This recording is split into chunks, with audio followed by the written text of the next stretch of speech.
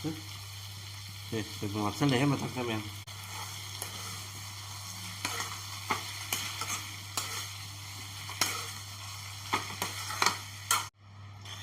Hello isino ma'am. Ngasidi kanoga yensaga ma'am se yensaga adai se soibumga thongjage do soibumje ahanba ina tingthokna thamme do haji mai chukhalage thongba haujaragene ha ma'am ai gidi keno leijare hawai thongba leijai ado se thongba se monoskini hajja agina ngai thau khatang napna leire do thau se pamui langthokpa ado sigi siga sam haijindro bani kiri phakto ya mana maha chatnaba siga phi thamjage hai se phi thamisila ka ino hangaba thau nung chongdanaba hangaba sona phi thamise thau nung chongdanabani natridi kheki se jamna mosalle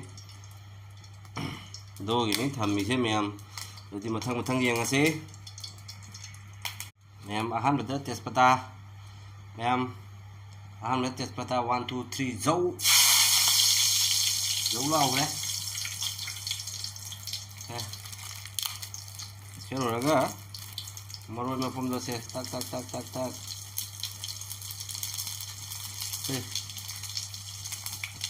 tilau lại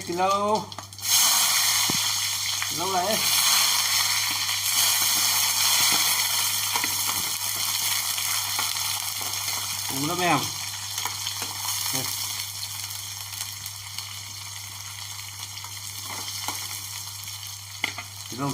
tilau ngầu dễ đi tilau dễ mà dù ta cái này sẽ là có từng nhà là tha cái này tha ra học này không có hai biết là cái này bà muốn là gì anh nghe nó bán cái này thì lỗi coi bay đây thì dùng rồi đi thả đủ em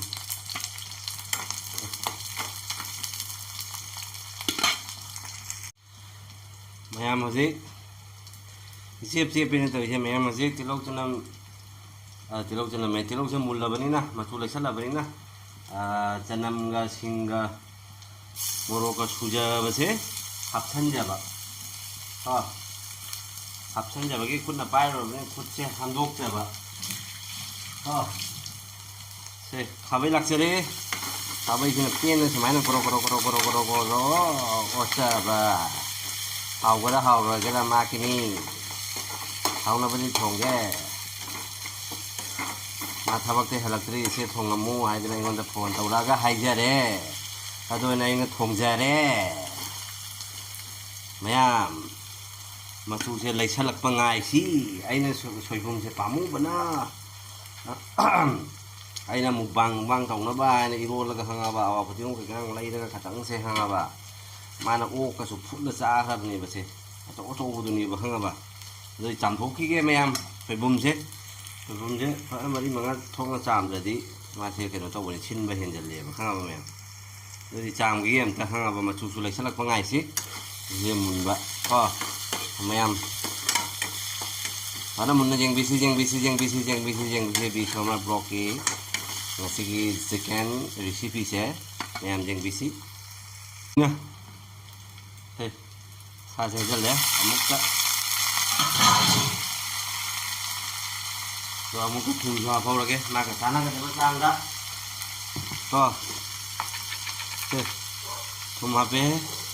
amurak anirak ahunrak marirak mangarak tarurak teret nipan mapan thera ala lalu sanjaba thum hapagi ubra ma'am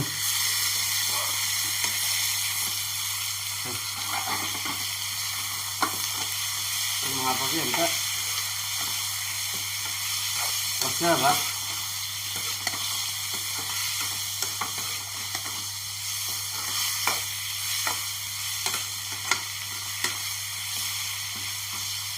Jadi kan gerapan ini thong chứ ma'am lời chứ cái đâu mà bàn đây lấy mình nó bay lui mà kia tổng nó đi thong là vẫn ngồi đuôi mình ma'am là quý cái nú ꯀꯨꯞꯁꯟꯖꯕ minute 2-3ꯒꯤꯗꯃꯛꯇ ꯃꯩ ꯂꯩꯊꯖꯔꯒ ꯃꯌꯥꯝ ꯉꯁꯥꯏꯒꯤ ꯕꯤꯠꯁꯨ ꯂꯩꯇ꯭ꯔꯕꯅꯤꯅ ꯑꯥꯂꯨ ꯍꯥꯞꯄꯒꯁꯦ video ꯍꯥꯞꯄ ꯀꯩꯅꯣ ꯇꯧꯕ ꯀꯦꯃꯦꯔꯥꯁꯦ ꯑꯣꯟ ꯇꯧꯕ ꯀꯥꯎꯊꯣꯛꯈ꯭ꯔꯦꯕ ꯈꯪꯉꯕ ꯃꯌꯥꯝ ꯃꯥꯒꯤ ꯁꯥꯁꯦ ꯈꯇꯪ ꯃꯆꯨꯁꯦ ꯂꯩꯁꯜꯂꯛꯑꯕꯅꯤꯅꯀꯣ ꯀꯩ ꯍꯥꯏꯇꯥꯔꯦ ꯁꯣꯏꯕꯨꯝꯁꯦ ꯍꯥꯞꯆꯤꯟꯖꯔꯒꯦ ꯁꯣꯏꯕꯨꯝ ꯍꯥꯞꯆꯜꯂꯦꯍꯦ ꯃꯊꯛꯇ ꯃꯌꯥꯝ सैगुम चले बम्बू सूट लगत बनाइছো बम्बू सूट रेडीमेड टू बाजारर পৰা আনিছে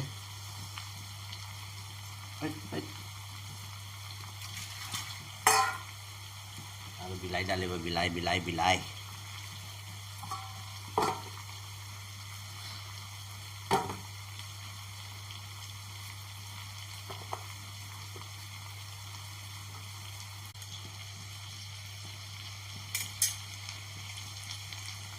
मैम से कुप्सन जगे मिनट मंगा ऑलरेडी 5 मिनट्स कुपनब मौं ताबनी मसक फजबनी मैम से मरोई से तौगेको मैम नाइबिरमु मैम से तौगे अदुगा से हांगदोगा मैम जिंगनी अदो जांगना हांगनबा आई होनजरके असे तौगे असिगा जाउइसे अखोगी असिसे अखोसिगदी हाइको उचियत दालचीनी अदि गुलमुर जावरे मरोय सुबा जावरे एलाइची जावरे लोई सुनबा जावरे को मैम तौगे मैम नाइबिरमु मैम खाबै थासे खांग जोबा तुनंगिने चेयेनारे हाबा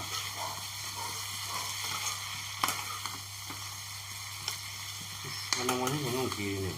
अखोगी मैतैगिदि ओक्ता हापनाबनि जेन थोंबदि अनंबा हापौजदे अदो खांदे मसे मैतैगा लैबै टाइपगाबा हाप ओक्ता थोंगा हापने बहाबा आई नहन पकेट मरी ने लैसे पकेट अनि मा लोइसने बहाबा ममानबा अदो आई वीडियो नम हौजे आई ऑफिस ता लैयेदा मा थोंग फोटो ने मा काय वीडियो लौदे अदो मा नोंगा थोंगने अदो आई उठके को मोई असामिस की स्टाइल मोई सुकुम थोंगे हाइबसे आई उलकेबा अखोई मेटेगिदि आई म्याम उरिदनको ओ थोंबदा सोइबोम सुमाइना हापा फुटपा म्याम उरियबा खंगाबा अदो आई तो मैम अना हाइजबा हाइबो अदे सागे मयमदा थोंगसु आइना खुलकना चलसु आई मोंग मोंग उचरके युम चटपा तंजादा अखोई मेटेगी देन थोंग कसागी देन कुथोंग को स्टाइल से मानदेबा मी अमगा दो आई उचरके दो आई उचबे वीडियो नमजबे आई लेजरे आई वीडियो नमगा मैम जेंगनबई निदनको अदो किसु कायदेना खल्लेको मैम थोंगे हायरगा हेक्ता चागदबनि नतिएबको मैम अदु मैम फतना खनबिगनो मैम आई ये थुमनुंगदि हाप लोयबनि हजि मरोय बांग हापदबता गायरे हुइसु कन्ना खोंगाई बुबि हुइ मैम कायनो मोरो कैग्रांग तासल्ला थम्बदो मैम मरोय बांग हापके मैम गाता गायबियो से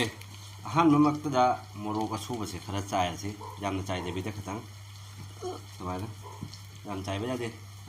यूं खयांगने चादना तोगन मसला याम चादे माक्ति से खतंग तनी चायसे मैम जेंबियो से मरोय सूबा याम चायबा जादे मसला याम चादे मा था मनी कनो जम चारबनी अदुगैदी अइना तक्सब नेचुरल अखोगी असेंब मरोदो से खतंग चायरे फिनिशिंग खरा चायबीगे दो मांगदा होरेन लागा चाबा मतमदा हावा हावतबा हंगेबा खंबा हाविदा हावतिगा अदु मांगदा ओनसलला कैमरा आतादी हाबी मसला मैम ले अदो हचलबा मैम चिकन मसला पाउडर दही कई मैम ले चलो तुम्हारा से हमने कहा पे सिना सुन जा लगे मैंने हाँ मैम से इसी कहाँ पे है सीधी कुप्सन जा लगे मैम हाँ आगे हाँ भाई या सौरे में है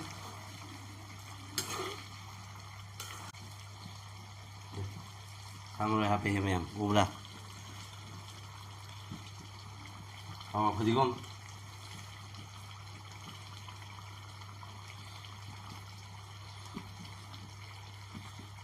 फन गया